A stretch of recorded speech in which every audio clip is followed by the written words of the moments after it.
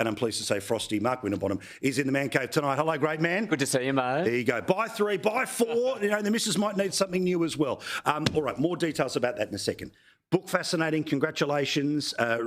James also has a wonderful turn of phrase.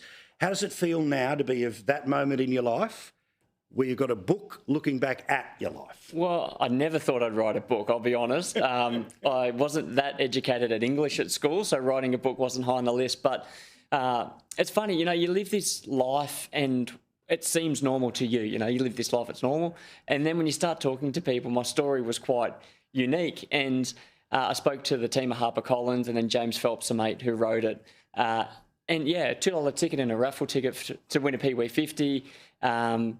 Trading post back in the day. These kids don't know what trading is. It's like marketplace in paper to swap bike for go-kart. And that was my journey. And once I started going in, I went all in and opened up stories that I never told anyone. So it was really good to get it out. So as a bogan who loves to go fast, as a bogan who loves to cheer on those that are doing it professionally, when do you start to know, I've got something here? I'm not just able to fling it around with my friends. I can actually race. How long does that take? Well, we race karting. That's our apprenticeship and our junior categories. And you win and you think, but you don't know. You're like that big fish type thing, and you're cruising around and it's go-karts. And then the time you know that you've got talent is when those go-karters go on to the next step, and you see your guys that you've been racing and beating, that they're in Formula Ford or they're in supercars and they start winning races, and you go, well, hey, I beat that bloke about 6 years ago, 5 years ago. So that's when you start to believe that maybe I do have something to make it. But then comes the next thing, which is my dad's not that rich. How do I get in and how do I make the next step? So much more of the story, of course, in the book, and there is one heck of a story between what we're talking about now and the absolute heights of Bathurst, right?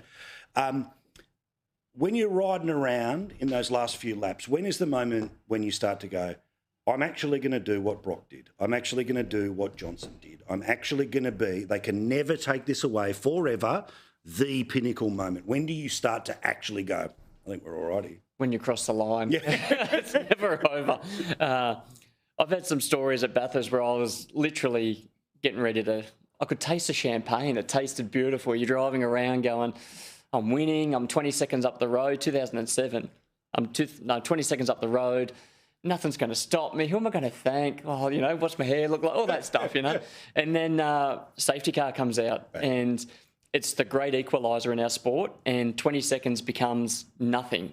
And I realised really quickly on that day to appreciate that it's never over till you cross that finish line. And I speed off the chase and had a big moment and barreled through the chase and lost the race. So I realised when you cross that line and when you do win it, which 2013 we actually got to turn that bad story into a good one, you hear noises. It plays with your mind. It's very funny. You hear, you smell, you feel things, and the more you got a chance of winning towards the end, you start to feel all these senses. It's a crazy feeling. One of the many reasons that I admire people like yourself who have made a career in motorsport is that even on the biggest possible stage, the grand final of grand finals, because you guys are so open, sponsor-friendly, you're up the next morning doing breakfast TV. So tell me, when does the actual party kick in for when you win Bathurst? And did you go somewhere, lock the door and just go a little nutty for a little while? Well, the best thing, I won Bathurst with a bloke who was Stephen Richards, who'd won it a couple of times. So he probably got that out of his system.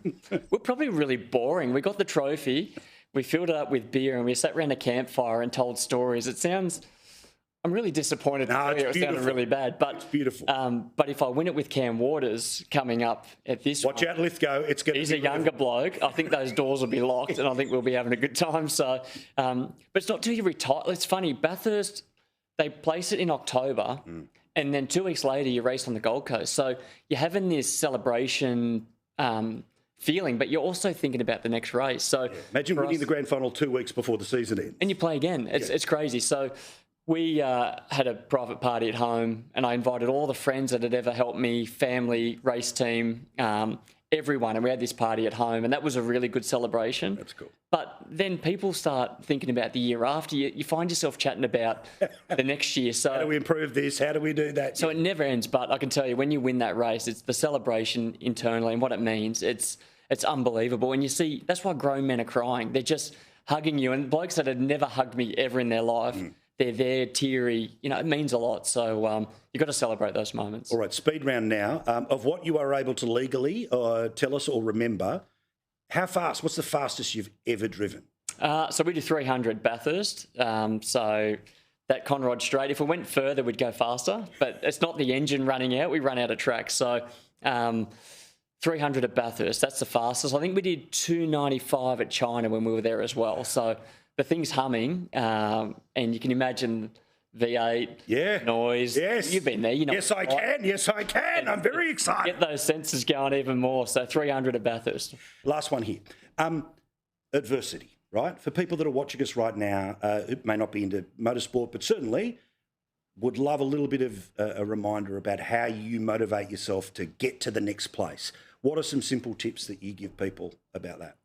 Well, I'm actually mentoring 4 young kids at the moment. So one of my key things is to enjoy what you do, because we get caught up in the moment. You know, you work so hard to get to a level or to achieve something, and you get there and it becomes a chore. So I'm big on enjoying what you do, and you really realise when you stop or when you retire how much you loved and what a privilege it is to do what you do. So whether it's work, you've worked, you know, through TAFE or your skill sets to get to a certain position. When you get there, that's the moment to enjoy it. So that's a big thing. Only control what you can do, because we often look further and look at other people. It's good to use them as benchmarks, but you've got to improve yourself to get to that level. So I've got lots of things. I'm the old dad now, and I say it to my kids, but the biggest thing is to enjoy what you do, because life's too short, isn't it? And it goes pretty quick. What a wonderful man. Mark Winterbottom is his name. If you have not heard of him before, you are going to love him after reading this book. But, of course, most people in the country have heard why, because he's a Bathurst champion and he's a bloody good bloke. Frosty, thank you so much, mate. Thanks so much. This is the book. Get hit for Father's Day right now.